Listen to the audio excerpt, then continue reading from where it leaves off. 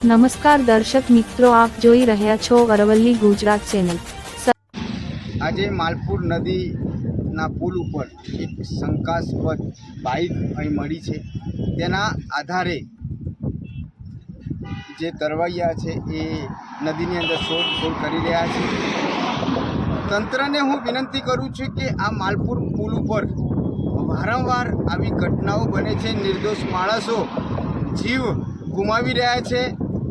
મહીસાગર પુલ ઉપર જાળી નાખવામાં આવી છે, પરંતુ માલપુર આ પુલ ઉપર જાળી નાખવામાં નથી આવી। વારંવાર તંત્રને રજૂઆત કરવામાં આવી છે, મૌખિક લેખિત રજૂઆત કરવામાં આવી છે, તેમ છતાંય આ માલપુર પુલના ઉપર જે જાળી છે તે નાખવામાં નથી આવતી। તેના કારણે નિર્દોષ માણસોના જીવ જોખમ અને નિર્દોષ માણસના જીવ જઈ રહ્યા છે।